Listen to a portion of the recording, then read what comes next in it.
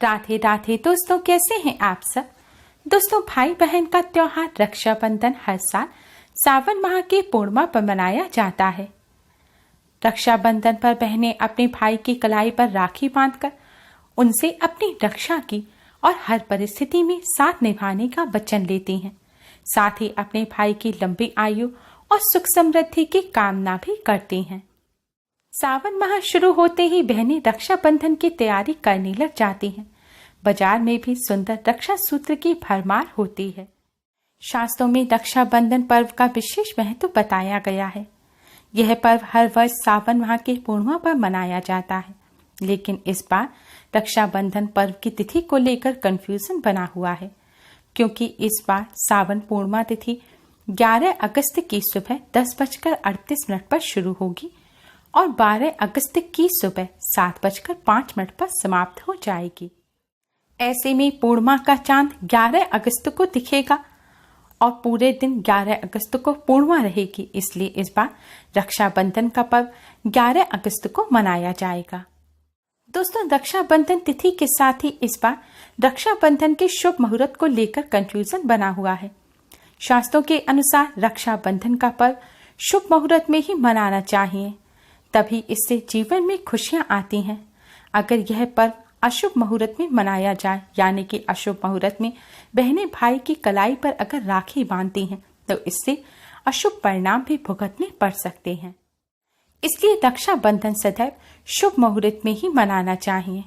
उत्तर भारत में रक्षाबंधन सुबह के समय मनाया जाता है, तो अन्य जगहों पर रक्षाबंधन दोपहर के बाद मनाया जाता है। लेकिन राखी बांधने के लिए भद्रा का ध्यान रखना चाहिए। भद्रा का समय रक्षाबंधन के लिए यानी कि राखी बांधने के लिए निषेध माना जाता है। हिंदू मान्यताओं के अनुसार सभी शुभ कार्यों के लिए भद्रा का त्याग किया जाना चाहिए। भद्रा काल के दौरान राखी बांधने से भाई बहन दोनों को ही विपत्तियों का सामना करना पड़ता है। साथ ही माँ लक्ष्मी भी नाराज हो जाती हैं। इस बार सावन पूर्णिमा 11 अगस्त और 12 अगस्त दोनों ही दिन है, लेकिन रक्षाबंधन का पर्व 11 अगस्त को मनाया जाएगा और 11 अगस्त को पूरे दिन भद्रा काल रहेगा। भद्रा का मुख इस बार शाम 6:18 से रात 8 बजे तक रहेगा। भद्रा पूंछ 11 अगस्त को शाम 5:17 से शाम 6:18 तक रहेगा और भद्रा काल की समाप्ति रात 8:51 पर होगी। कुछ लोगों का ऐसा मानना है कि प्रातः काल में भद्रा मुख का त्याग कर भद्रा पूंछ के दौरान रक्षाबंधन किया जा सकता है, लेकिन हम इस चीज की सलाह आपको बिल्कुल नहीं देंगे। भद्रा काल का मुख हो या फिर पूंछ हो, भद्रा के दौरान भूलकर भी राखी ना बांधें। इसलिए इस बार रक्षाबंधन पर राखी बांधने का शुभ मुहूर्त 11 अगस्त की रात 8:51 से शुरू होगा। रात 8:51 से आप देर रात तक किसी भी समय राखी बांध सकते हैं। कुछ जगह पर राखी बांधने से पहले कुछ भी नहीं खाया जाता, यानी कि भोजन नहीं किया जाता।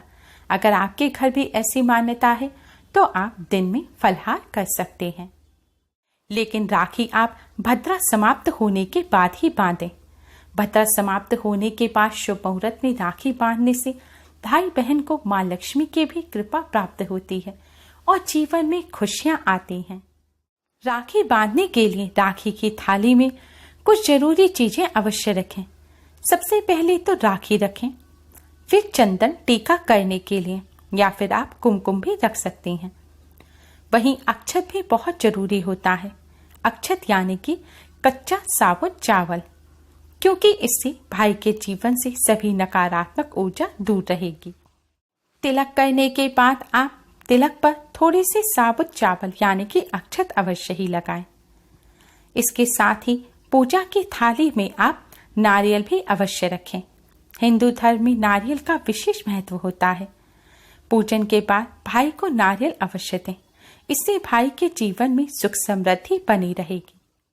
एक दीपक अवश्य रखें। दीपक जलाकर भाई की आरती जरूर उतारें और फिर भाई को मिष्ठान भी अपने हाथ से अवश्य खिलाएं।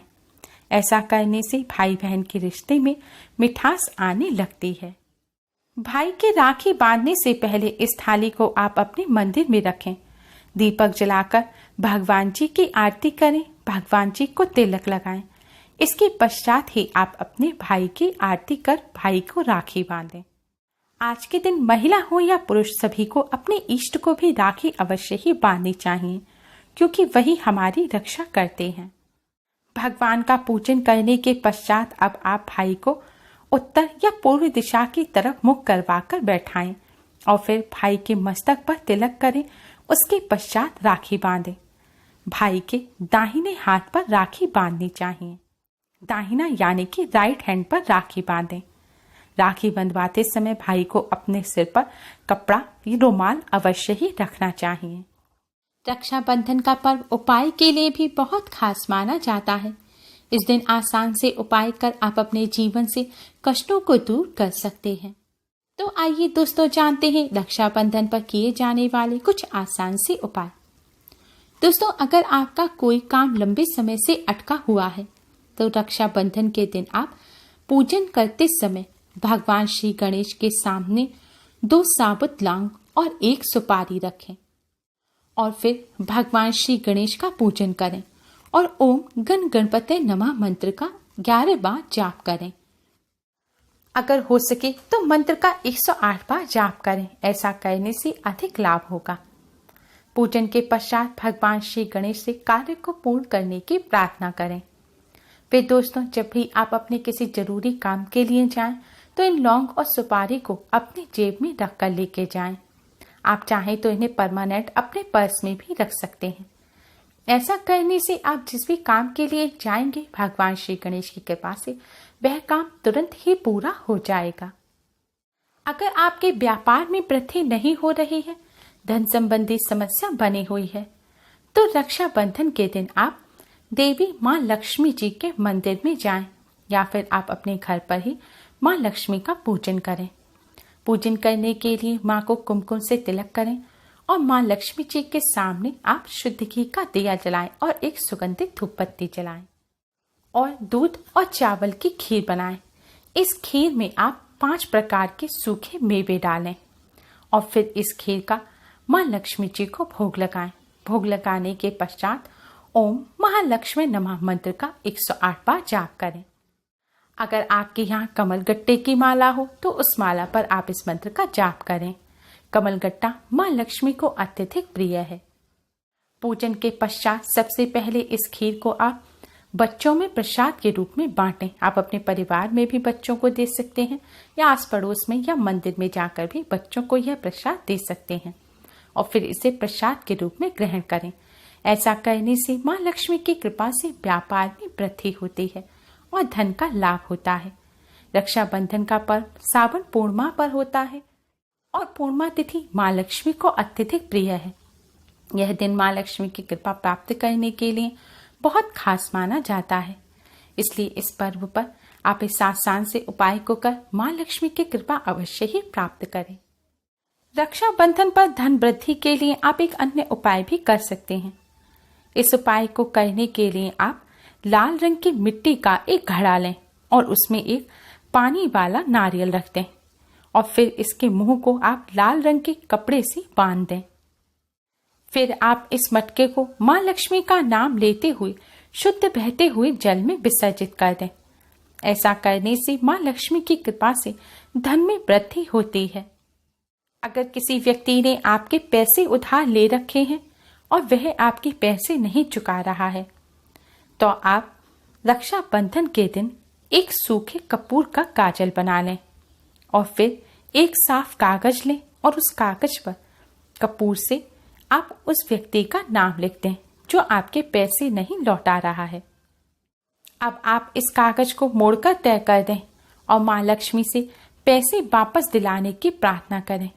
इस तरह प्रार्थना करने के पश्चात दोस्तों अब आप इस कागज को लेकर पीपल वृक्ष पर जाएं। पीपल वृक्ष के पास जाकर दोस्तों इस पेपर को आप जमीन पर रख दें और इसके ऊपर कोई भारी पत्थर रख दें और फिर अपने घर वापस आ जाएं। आपको इसे पीपल वृक्ष के बिल्कुल जड़ में नहीं रखना है। आपको सिर्फ इसे पीपल वृक्ष के आसपास रखना है, ऐसी जगह पर जहां पीपल की छाया आती हो। इस उपाय को करने से माँ लक्ष्मी की कृपा से उधार दिया हुआ पैसा जल्द ही वापस मिल जाता है। दोस्तों, रक्षाबंधन के पावन पर्व पर इन आसान से उपाय को कर इनसे लाभ अवश्य ही प्राप्त करें। उम्मीद है आपको हमारी ये वीडियो पसंद आई होगी। प्लीज लाइक कर अपने फ्रेंड्स के साथ शेयर जरूर करें और यूजफुल वीडियोस के लिए चैनल को सब्सक्राइब कर बेल आइकन को भी जरूर दबाएं। Thanks for watching. Radhe Radhe.